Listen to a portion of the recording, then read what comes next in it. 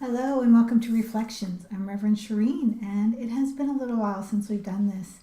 Um, Mostly because I was going through some internal processing, and it is very difficult to present a clear voice and a clear vision to you um, when I was going through such an internal growth shift. So, not that we don't always do that as humans. We're always growing, we're always evolving, our spirit's always changing. But every time I sat down to do this, it didn't come out right. It wasn't clear, and I did not feel that that was a fair offering to you from me. So today is different, and we're going to do that. I'm going to be working with this amethyst pendulum, which I haven't used in quite a while, but I had a request from somebody again to review how the pendulums work. I'm not going to go into a big long process, but basically you play with the pendulum until you can say something like, show me a clear yes, and the pendulum moves. For me, a clear yes, as you can see, is horizontally side to side. Stop. Stop. Okay, very good. Almost stopped. There it is. Show me a clear no. Really clear no. As you can see, the pendulum is moving more vertical or up and down. So for me, that is a clear no. Stop.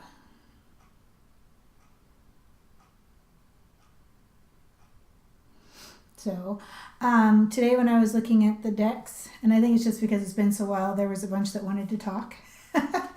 So I thought I would just close my eyes and kind of let the pendulum decide what is the best deck for the message today, or decks.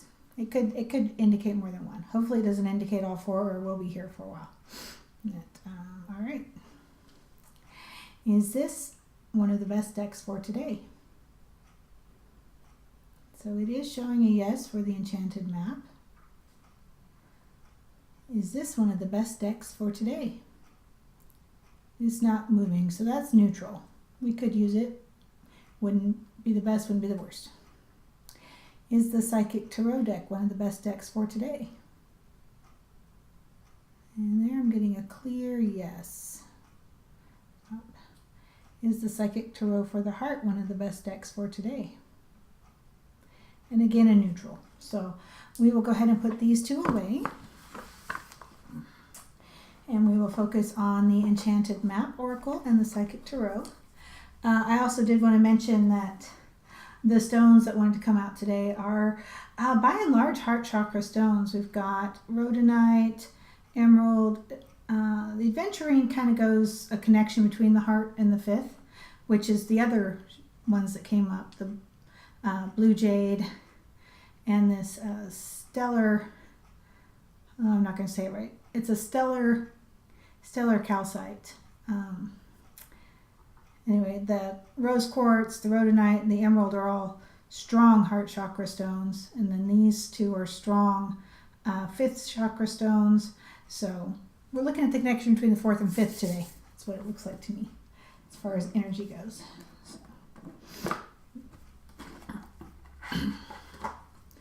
All right, and the Enchanted map. Oh, it clears her energy.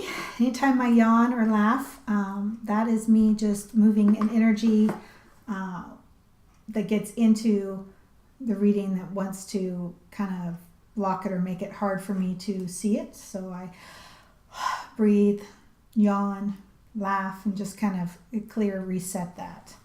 All right. So starting with the Enchanted map for today.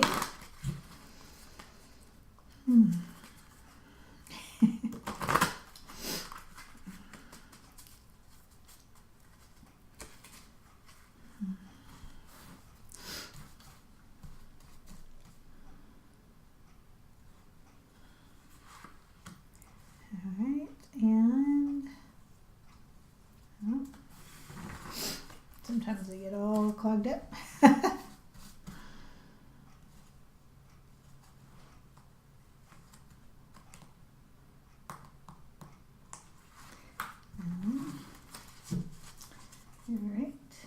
So this is the Enchanted Map Oracle deck by Colette and Reid. And you can certainly Google and find her. She's quite fun to watch. And this is the Psychic Tarot deck by Holland.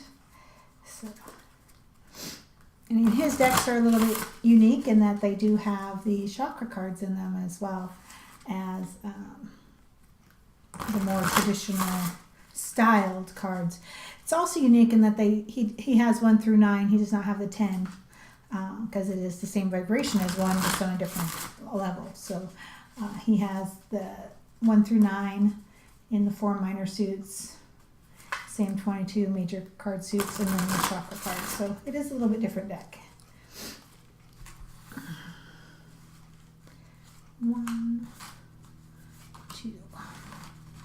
There may be another one in here. It doesn't want to close. That's funny. We will see. All right. So I'm going to start here. And we have balancing act.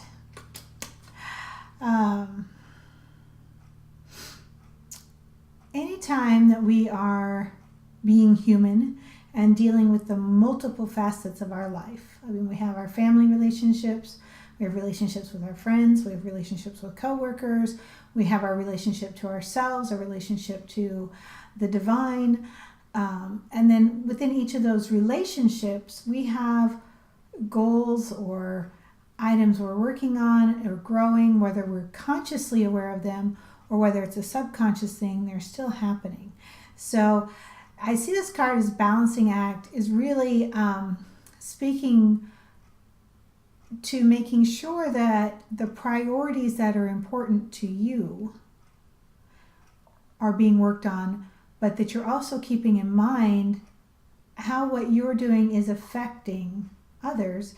Not that you're responsible for their reactions, but certainly be aware of your intent and the consideration of what you do does affect them. Again, you don't have to be responsible for anybody's reactions.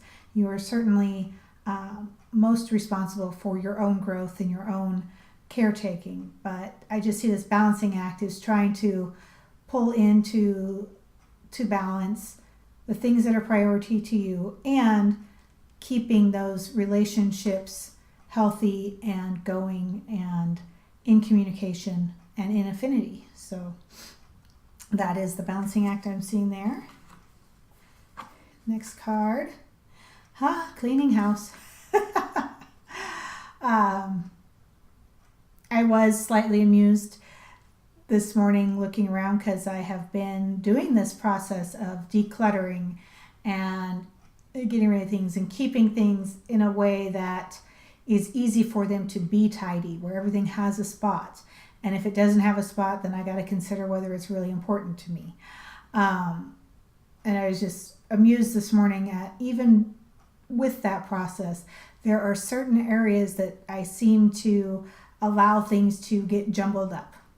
And I know from a feng shui study standpoint, that's an area I need to look at internally because our external world mirrors what's going on internally with us. So here, look at where you are cluttered in your life, where things are stacked up, and whether it's in things that you're just not ready to sort and get in touch with emotionally and declutter, or whether it's just a habit of having crap around you. It's just a habit of carrying it around. There's a very freeing process of going through stuff and being like, why do I even have this? I like to play the internal game with myself of, if I was moving to a new house and it was a smaller house than what I have now, would I want to take this with me? Is it important enough for me to pack it into a box, carry it to the next place, unpack it, and find a place for it? And if not, then I got to figure out how to make peace with it and let it go.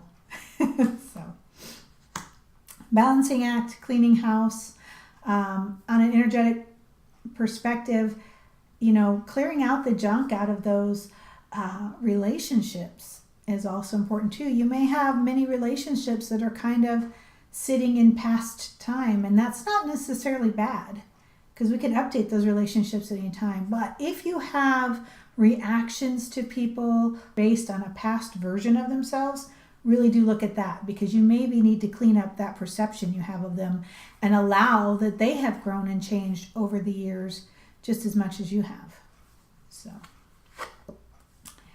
all right, we have material and spiritual prosperity. Again, I see this going with this balancing act. A lot of times we are far more prosperous and have far more abundance than we realize. We get stuck on looking at the little things that are slightly dissatisfying. It's like when you get a sliver in your hand, your whole body's feeling pretty good, but you touch something and man, that sliver just pulls all of your awareness to it, right? And it's not even that big of a deal, but it's sensitive and it pulls all your awareness to it. So what I see here is that really, look at all the areas where you have that stability, that material prosperity, and the ability to hold your space securely, and notice how big that area is for you.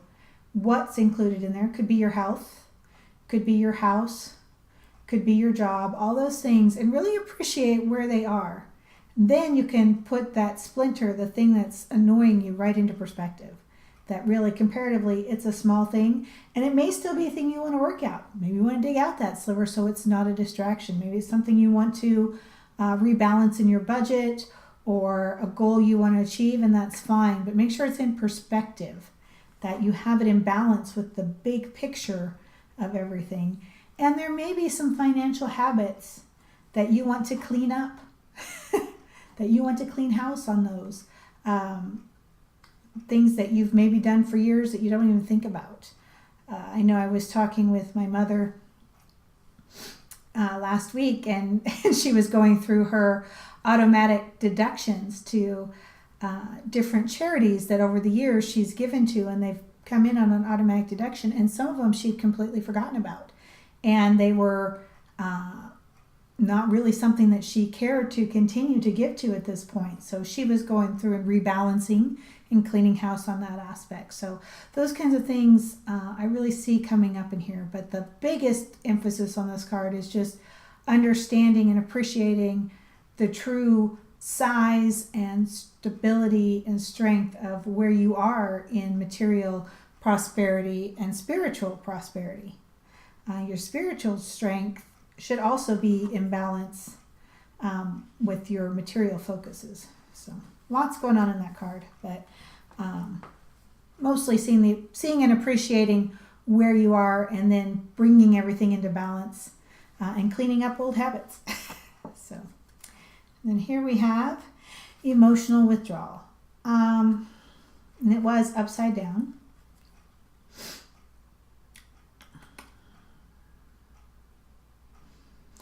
I see this as detaching from, again, coming back to the relationship aspect that was showing up here in the balancing act. It's withdrawing from the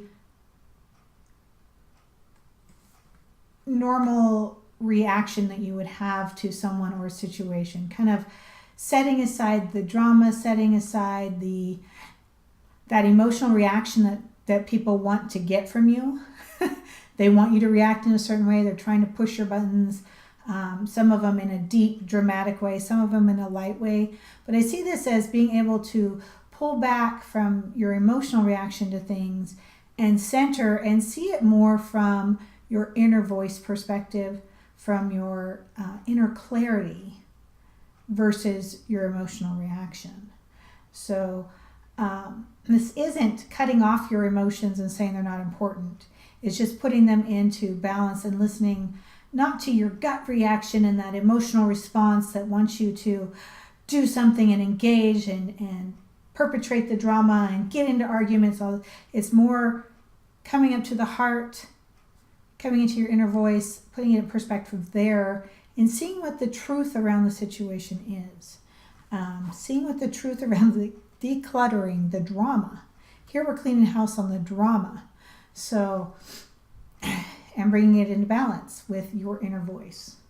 So, all in all, I see this as just putting your emotions into perspective. And again, clearing out old habits. There are just, sometimes we hold on to pictures of people, how they were at a specific point in their life and a specific point in your life. And it's a really liberating thing to go back and look at where you were at that moment that reaction comes from, and where you are now, and validate the changes that you've made, and then give that person that you're reacting to that same benefit. Really understand where they were and where they are now, and they're not the same age. They probably aren't even dealing with things in the same way. So give yourself and them the benefit of the doubt and bring all that up to present time. Refresh it, reset it, clean house. Get rid of all of the old junk that goes on to those relationships so you can have your relationships in balance and in present time and a reflection of your prosperity, because it all is. So I really love how these cards came together, kind of surprising. If I look at it from the 4th, 5th chakra connection, it is going to that connection, refreshing it, cleaning house, and bringing your communication of those emotions, your inner voice, those relationships, all the areas of your life into balance, into communication, and cleaning out all the old drama, cleaning out all the old junk, physical, mental, emotional, spiritual, clean it all, and bring it into balance with your inner voice, not your emotional reaction, not your habits, not your defense systems, but your true, authentic inner voice. And the part of you that knows how to find peace in all of those things. All right, there you have it. That's Reflections for today. I'm Reverend Shireen. Would also like to invite you to join me at a solstice gathering through Aspen Oracle. I will put that at the end of the video or in the comments, however my editor wants to do it. And that is happening on the solstice. So we are nearing that point of 2018, halfway through. It's hard to believe. So anyway, I hope to see you there. It would be fun. And take care, be blessed, and we'll see you next time on Reflections. Thanks.